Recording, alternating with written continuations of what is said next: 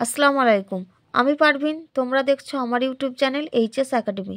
আজকে আমি তোমাদের ক্লাস 12-এর এবিটিএ টেস্ট পেপারের 235 পেজের এমসিকিউ অঙ্কগুলো করাবো। দেখো, একের অঙ্ক কি দেওয়া রয়েছে, এখানে একটা ম্যাপিং বলা রয়েছে F from R to R. Define করা আছে কিভাবে, দেখো না, এফ এক্স সমান রুট এক্স দ্বারা সংজ্ঞাত। তাহলে এফ হবে এক এক চিত্রণ, অন্তঃচিত্রণ, উপরিচিত্রণ আর চিত্রণ নয়। তাহলে দেখো, অঙ্কটা আমরা শুরু করছি। আমাদের ম্যাপিংটা কোথা থেকে বলা রয়েছে না, এফ ফ্রম আর টু আর, অর্থাৎ রিয়েল নাম্বারের সেট থেকে রিয়েল নাম্বারের, যেখানে আমাদের ডোমেনও হচ্ছে রিয়েল নাম্বারের সেট আর কোডোমেনও হচ্ছে রিয়েল নাম্বারের সেট। কিভাবে ডিফাইন করা রয়েছে না, এফ এক্স সমান হচ্ছে রুট এক্স। এবার দেখো, আমাদের এখানে অনেকগুলো অপশান রয়েছে, সেখানে আমাদের এক এক চিত্রণ রয়েছে, অন্তঃচিত্রণ রয়েছে, উপরিচিত্রণ রয়েছে, ইভেন এটাও রয়েছে যেটা ম্যাপিং হবে কিনা। তাহলে আমি আগে দেখব যে এটা আগে আদৌ ম্যাপিং হচ্ছে কিনা, সেটা আগে আমরা চেক করব। তাহলে এখানে দেখো, আমরা কি বলতে পারি, এখানে আমাদের যেহেতু এফটা আর থেকে আরে ম্যাপ করছে, সেজন্য আমরা এখানে কি বলতে পারবো, এখানে ডোমেনও হচ্ছে আমাদের আর সেটটা, আর কোডোমেন যে সেটটা সেটাও হচ্ছে আমরা কোথা থেকে নেব, সেটাও আমরা আর থেকে নেব। এবার ডিফাইন করা রয়েছে কিভাবে, দেখো, এফ এক্স সমান রুট এক্স দ্বারা, যেহেতু রুটের মধ্যে এক্স রয়েছে আর আমরা নাম্বারগুলো এক্সগুলো কোথা থেকে নেব, আর থেকে নেব, সেজন্য আমরা কি করতে হবে, আমাদেরকে এমন মানগুলো নিতে হবে যেন প্রত্যেকটার জন্য আমি একটা করে ভ্যালু পাই। এবার আর এর মধ্যে দেখো, পজিটিভ, নেগেটিভ, ফ্র্যাকশনাল, জিরো সবাই ঢুকে রয়েছে, কিন্তু এখানে রুট এক্স যেহেতু আমি নিয়েছি, সেজন্য এখানে সবসময় আমাদের কি শর্ত হবে, এক্সটা গ্রেটার ইকুয়াল টু 0। কারণ যেহেতু আমি আর থেকে নিচ্ছি, আমি রুটের মধ্যে কিন্তু কোনো নেগেটিভ সংখ্যা নিতে পারবো না। তাহলে এখানে দেখো, আমাদের কি দেওয়া রয়েছে, ডোমেনটা দেওয়া রয়েছে আর।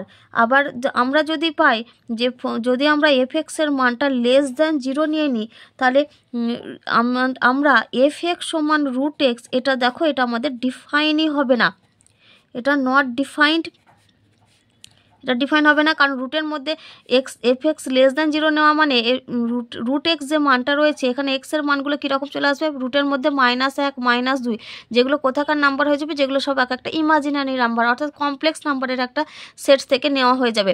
তাহলে এখানে যেহেতু আমাদের আরটা কোথা থেকে নেব, এই এক্সের মানগুলো আমরা কোথা থেকে নেব, আর থেকে নেব। তাহলে এখানে আমরা এক্স লেস দ্যান 0-র জন্য কিন্তু কোনো ভ্যালু পাবো না। তাহলে এখানে আমরা কি লিখতে পারি, যে আমাদের এখানে ডোমেন যে সেটটা পাবো, সেই সেটটাকে সবসময় আমাদের কি হতে হবে, কোথা থেকে কোথা নিতে হবে, 0 থেকে ইনফিনিটি নিতে হবে। অর্থাৎ এখানে রেঞ্জের মানটা, অর্থাৎ ডোমেনের মানটা আমরা কোথা থেকে নিতে পারবো, এই যে 0, থেকে নিতে পারবো। এর মধ্যে থেকে সমস্ত মানগুলো এর মধ্যে ডিফাইন করবে, কিন্তু বাকি মানগুলোর জন্য আমি মান নিতে পারবো না। তাহলে এখানে আমাদের কি হচ্ছে, যেহেতু রেঞ্জ এই মানটা নট ইকুয়াল টু হচ্ছে কোডোমেন, দুটোর মান কি হচ্ছে, সমান হচ্ছে না। তাহলে আমরা কি বলতে পারবো, এখানে আমাদের এফএক্সটা একটা ম্যাপিং হবে না। অর্থাৎ যেটা তোমাদের অপশানে রয়েছে যে চিত্রণ নয়, সেই আনসারটা হবে আমাদের সঠিক। এবার আসি 2-এর অঙ্ক। কি দেওয়া রয়েছে, দেখো, 5x2 ক্রমের ম্যাট্রিক্স এ দেওয়া আছে। এ বি ম্যাট্রিক্সের ক্রম 5x4 হলে বি ম্যাট্রিক্সের ক্রম আমাদেরকে বের করতে হবে। দেখো, 2-এর অঙ্ক আমাদের এ যে ম্যাট্রিক্সটা বলা রয়েছে, সেই ম্যাট্রিক্সের ক্রম আমাদের কত বলা রয়েছে, 5x2। আর আমাদের আর একটা কি ম্যাট্রিক্স, এ বি ম্যাট্রিক্স, তার ক্রম বলা রয়েছে আমাদের, দেখো এখানে 5x4। তাহলে আমাদেরকে বি ম্যাট্রিক্সের ক্রমটা বের করতে হবে। তার মানে আমি এ আর বিকে গুণ করে এ বি ম্যাট্রিক্স পাবো। তাহলে আমরা বি ম্যাট্রিক্সের ক্রমটা আমি ধরে নিচ্ছি XY। তাহলে আমি এটা ইনটু কত করছি, বি এর ক্রমটা আমি ধরছি x×y। এবার আমরা কি জানি, যে একটা ম্যাপিং তখনই ডিফাইন্ড হয় যদি এই ম্যাট্রিক্সের m×n, এই n এর নাম্বারটা এই বি ম্যাট্রিক্সের m×n অর্থাৎ n এর সঙ্গে সমান হয়। তার মানে কাকে কাকে ইকুয়াল হতে হবে, 2 এর সঙ্গে কাকে ইকুয়াল হতে হবে, x-কে ইকুয়াল হতে হবে। তাহলে x এর মান আমি কত পেলাম, 2। তাহলে বাকি ম্যাট্রিক্সটা, তাহলে এখন আমাদের এ বি ম্যাট্রিক্সটা ডিফাইন্ড হবে কতভাবে না, অর্ডারটা কত হবে আমাদের, 5×y। আর এ বি ম্যাট্রিক্সের ক্রম আমাদের বলা রয়েছে কত, 5×4। তার মানে এখান থেকে কম্পেয়ার করলে আমি ওয়াইটা কত পাবো, ওয়াইটা হবে আমাদের 4। তাহলে বি ম্যাট্রিক্সটা যেটা আমাদের চেয়েছিল, যে বি ম্যাট্রিক্সের ক্রম কোনটা, তাহলে বি ম্যাট্রিক্স আর আমরা ক্রম পেলাম কত, 2×4। এবার আছে 3-এর অঙ্ক। কি দেওয়া রয়েছে, দেখো, sin 1/3 + sec 3 plus cos of tan inverse 1/2 plus tan inverse 2 এর মান আমাদেরকে বের করতে হবে। তাহলে দেখো আমরা প্রশ্নটা লিখে নিয়েছি। এখানে আমাদের দেখো কি রয়েছে, সাইনের মধ্যে sine inverse 1/3 plus sec inverse 3। তাহলে আমরা কি করব, সেকটাকে আমরা কসে কনভার্ট করতে পারি। তাহলে সেক ইনভার্স 3 এর জায়গায় আমরা কি লিখতে পারি, কস ইনভার্স 1/3। তাহলে এটা আমরা কত পাবো, এটা সমান লিখছি দেখো sign inverse 1/3 plus cos inverse 1/3 plus cos of, এখানে রয়েছে দেখো প্রথমে রয়েছে ট্যান ইনভার্স হাফ প্লাস এই ট্যান ইনভার্স 2টাকে আমি কটে কনভার্ট করব। তাহলে কট ইনভার্স কত হবে, এটা আমাদের কট ইনভার্স 1/2 হয়ে যাবে। এবার আমরা কি জানি, sign inverse x plus cos inverse x এর মান হয় π/2, আর একই রকমভাবে tan inverse x plus cot inverse x এর মানও কত হয়, π/2। তাহলে এটা সমান আমরা কত লিখব, এটা সমান আমরা পাবো সাইন π/2 প্লাস কস π/2। এবার সাইন π/2 হচ্ছে 1 আর কস π/2 হচ্ছে 0, তার মানে আনসার কত হবে আমাদের 1 + 0 = 1। এবার আসি 4এর অঙ্ক। দেখো কি দেওয়া রয়েছে, integration x into e⁻x by x plus 1 এর হোল স্কোয়ার ডিএক্স। আমাদেরকে এই ইন্টিগ্রেশনের মানটা বের করতে হবে। দেখো 4এর অঙ্ক আমরা লিখে নিয়েছি, integration x into e⁻x by x plus 1 এর হোল স্কোয়ার ডিএক্স। এবার এখানে দেখো হরে একটা টার্ম রয়েছে x প্লাস 1, তাহলে আমরা উপরে কি করব, এই x এর জায়গাতে আমি কি লিখতে পারি, x প্লাস 1 মাইনাস 1, আর e⁻x যেমন গুণাকারে আছে আমরা গুণাকারে রেখে দেবো। তাহলে আমি কি করলাম, এইখানে যেহেতু x প্লাস 1 রয়েছে সেজন্য আমি একটা 1 দিয়ে উপরে ব্যালেন্স করব। তাহলে এটা সমান লিখছি দেখো ইন্টিগ্রেশন e⁻x যেমন আছে রেখে দিলাম। আমি এক্সটাকে কিভাবে লিখছি দেখো, x প্লাস 1 পাশে minus 1 divided by x plus 1 এর হোল স্কোয়ার ইন্টু ডিএক্স। এবার আমরা কি করবো, এটাকে সেপারেট করে লিখব। তাহলে এটা সমান পাবো দেখো ইন্টিগ্রেশন e⁻x ইন্টু, এখানে আমরা এই x প্লাস 1টাকে একটা রাশি ধরবো আর 1টাকে আর একটা রাশি ধরবো। তাহলে এটা লিখতে পারছি x plus 1 by x plus 1 এর whole square minus 1 by x plus 1 এর হোল স্কোয়ার ডিএক্স। তাহলে এখান থেকে দেখো একটা টার্ম আমাদের ক্যান্সেল হয়ে যাবে। তাহলে ইন্টিগ্রেশন e⁻x ইন্টু, এটা আমরা পাবো 1 by x plus 1 minus 1 by x plus 1 এর হোল স্কোয়ার ডিএক্স। তাহলে এবার দেখো এটা আমাদের কি ফর্মে এসেছে, আমি তোমাদের একটু ফর্মটা বলে দিই, যে যদি কোনো ক্ষেত্রে আমাদের এরকম দেওয়া থাকে যে integration e⁻x into f(x) plus f'(x) dx যদি এই ফর্মে দেওয়া থাকে, অর্থাৎ যে ফাংশনটা রয়েছে তারই ডিফারেন্সিয়েশন যদি আবার সেখানে আমরা খুঁজে পাই, তাহলে এর সরাসরি আমরা ইন্টিগ্রেশনের কি মান লিখি, e⁻x into f(x) plus c। এবার এখানে দেখো আমাদের কত রয়েছে, এখানে আমাদের একটা টার্ম রয়েছে 1 বাই এক্স প্লাস 1, আর এটা রয়েছে minus of 1 by x plus 1 এর হোল স্কোয়ার। তো আমরা কি জানি যে dx অফ 1 বাই এক্স তার ডিফারেন্সিয়েশন কত হয়, মাইনাস 1 বাই এক্স স্কোয়ার। তাহলে আমরা এখান থেকে কম্পেয়ার করে লিখতে পারি দেখো dx of 1 by x plus 1 তার ডিফারেন্সিয়েশন কত হবে, মাইনাস 1 বাই এক্স প্লাস 1 এর হোল স্কোয়ার। তাহলে দেখো এখানে যদি f(x) 1 বাই এক্স প্লাস 1 হয়, তাহলে তার differentiation minus of 1 by x plus 1 এর হোল স্কোয়ার এখানে রয়েছে। তাহলে এখান থেকে আমরা সরাসরি ফর্মুলা কাজে লাগিয়ে কত লিখতে পারি, এর ইন্টিগ্রেশন হবে e⁻x into 1 by x plus 1 plus c। এবার আসি 5এর অঙ্ক। দেখো কি দেওয়া রয়েছে, integration -1 to 1 modulus of x plus 2 divided by x plus 2 dx এর মান আমাদেরকে বের করতে হবে। তাহলে দেখো 5এর অঙ্ক আমরা লিখে নিয়েছি, কি রাশি দেওয়া রয়েছে আমাদের, integration -1 to 1 modulus of x plus 2 divided by x plus 2 DX. এবার দেখো উপরে যেহেতু আমাদের মড ফাংশন রয়েছে, আর আমরা কি জানি মডুলাস ফাংশনের আমাদের দুটো ভ্যালু হয়, একটা পজিটিভ ভ্যালুর জন্য একটা মান পাই আর একটা নেগেটিভ ভ্যালুর জন্য একটা মান পাই। তাহলে আগে আমি এর মানগুলো লিখে নিই। তাহলে আমরা কি জানি যে মডিউলাস অফ এক্স প্লাস 2 এর মানটা হবে আমাদের এক্স প্লাস 2 যখন এক্স প্লাস 2 এর মানটা কি হবে, গ্রেটার দেন 0, আর এর মানটা হবে মাইনাস অফ এক্স প্লাস 2 যখন এর মানটা কি হবে, এক্স প্লাস 2টা হবে লেস দ্যান 0, আর ইকুয়াল 0 হলে এর মানটা হবে 2, কখন না এক্স ইকুয়াল টু 0-তে। তাহলে এই তিনটে হচ্ছে এর ভ্যালু।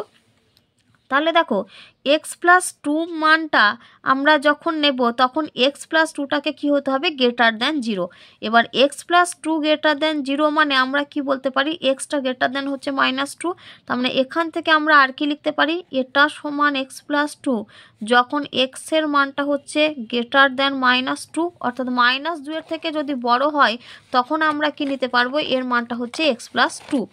আর একটা কি হচ্ছে এটার মানে -(x+2) তাহলে x+2টা যখন লেস দ্যান 0 তার মানে সেখান থেকে আমরা কি লিখতে পারি যখন xটা হচ্ছে লেস দ্যান -2 আর এর মানটা হচ্ছে 2 যখন xটা ইকুয়াল টু 0।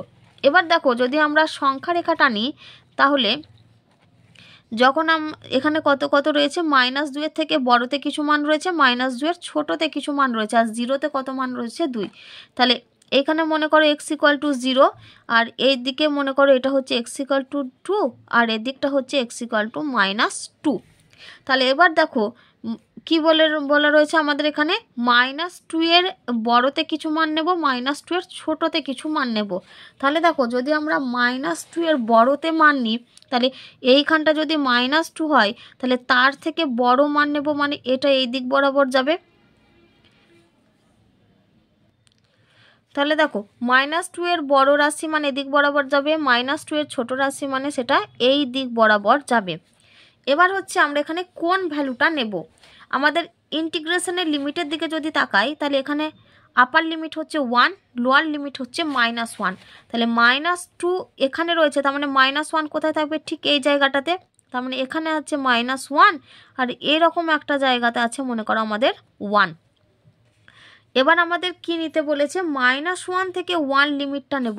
তাহলে -1 থেকে যদি আমি 1 লিমিটটা নিতে চাই তাহলে আমাকে কার মধ্য দিয়ে যেতে হচ্ছে এই যে x গ্রেটার দ্যান -2, কারণ এই ভ্যালুটা আমাকে নিতে হবে, কারণ -1 থেকে 1 যেহেতু লিমিট তার মানে আমি -2 এর বড় থেকে আমি মানের দিকে যাব। তার মানে এখানে -1 থেকে 1 এই রেঞ্জটার মধ্যে আমাদের কে পড়ছে এই রাশিটা পড়ছে যখন x greater than -2 modulus of x+2 এর মান হচ্ছে শুধুমাত্র x+2। তার মানে এখানে আমরা যেহেতু -1 to 1 রেঞ্জ বলা রয়েছে তাহলে এই রেঞ্জের মধ্যে মডিউলাস অফ x+2 এর মান আমরা কি পাবো শুধুমাত্র x+2। তাহলে এখান থেকে আমরা কি লিখতে পারি এটা সমান integration -1 to 1 modulus of x+2 এর জায়গায় আমি লিখতে পারবো x+2 divided by x+2 dx।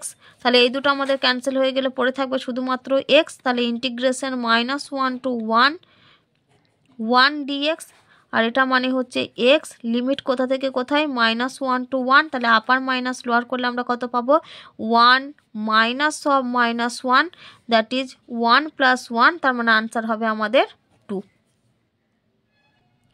এবার আসি পরের অঙ্ক কি দেওয়া রয়েছে দেখো যে সকল বৃত্তের কেন্দ্র মূল বিন্দুতে অবস্থিত তাদের আমাদেরকে অবকল সমীকরণটা বের করতে হবে। তাহলে দেখো এই অঙ্কটাতে সবার আগে আমরা ছবি আঁকবো।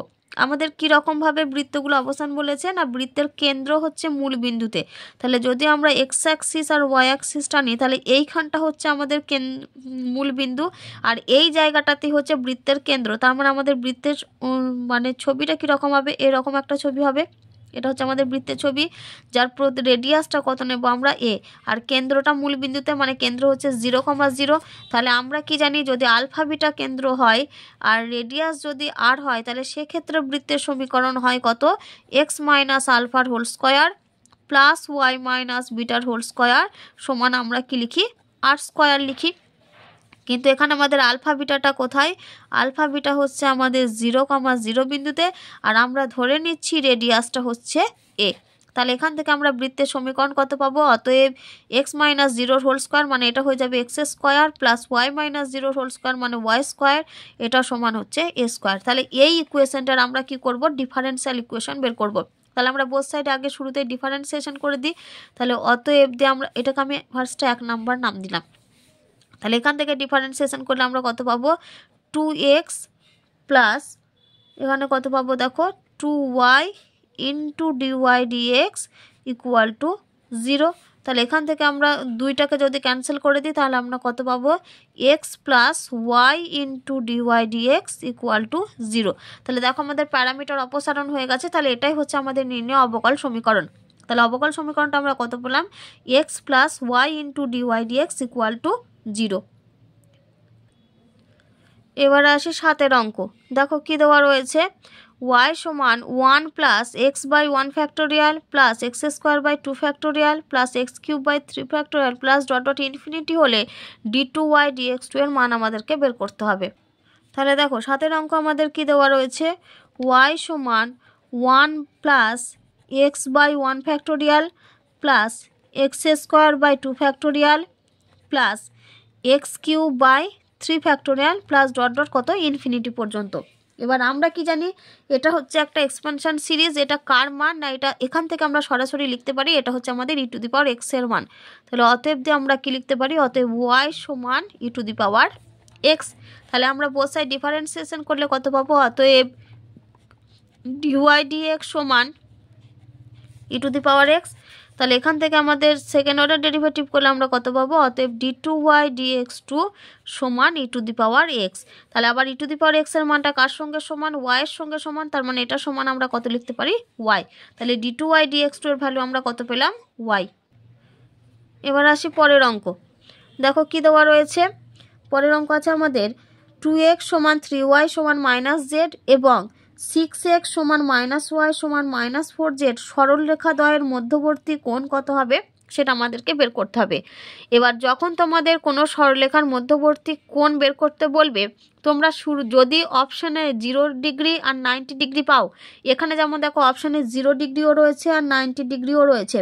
তাহলে অপশানে যদি 0 ডিগ্রি আর 90 ডিগ্রি পাই, তাহলে আমরা 0 ডিগ্রির জন্য কি চেক করব, 0 ডিগ্রির জন্য আমরা চেক করব যে দুটো সরলরেখা পরস্পর সমান্তরাল হচ্ছে কিনা।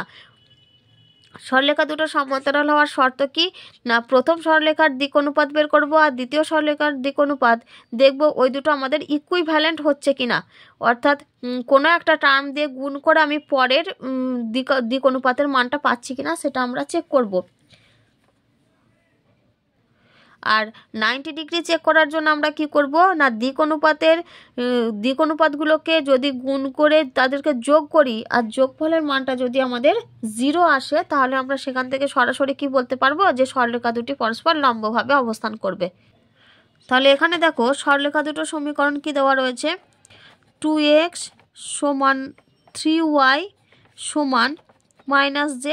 তাহলে এগুলোকে আমরা কি ফর্মে সাজাবো, বাই আকার করে সাজাবো। তাহলে ইমপ্লাইজ দ্যাট এখান থেকে কি লিখতে পারি, x divided by 1/2 equal to y divided by 1/3 equal to z divided by -1।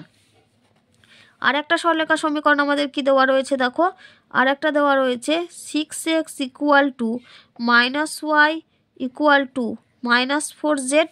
তাহলে এখান থেকে আমরা সাজালে কি পাবো, দেখো x divided by 1/6 equal to y divided by -1 equal to z divided by এটা হচ্ছে -1/4। এটা আমরা পেলাম। এবার আমরা কি করব, দিক অনুপাতের গুলোকে কি করব, আমি গুণ করে যোগ করব। অর্থাৎ আমাদের ফর্মুলাটা কি, আমাদের এখানে যদি দিক অনুপাত a1 b1 c1 হয় আর এটার দিক অনুপাত যদি a2 b2 c2 হয়, তাহলে লম্ব হওয়ার শর্ত কি a1 a2 plus b1 b2 plus c1 c2 equal to 0। তাহলে এখানে আমরা কি করছি, দেখো যদি আমরা গুণ করি তাহলে প্রথমটা পাবো 1/2 ইন্টু 1/6, তারপরে প্লাস 1/3 ইন্টু -1 প্লাস তারপরে আমরা পাবো -1 ইন্টু -1/4। তাহলে এটা সমান আমরা পাচ্ছি 1/12 -1/3 এটা প্লাস 1/4। তাহলে এবার যদি আমরা লসাগু করি তাহলে লসাগু হবে আমাদের 12। তাহলে উপরে আমরা পাচ্ছি 1 মাইনাস এটা 3 4 12 হবে প্লাস 4 3 12। তাহলে 3 আর 1 4 আর -4, তাহলে যোগ করলে 0, 0 ডিভাইডেড বাই 12 মানে এর মানটা হচ্ছে 0।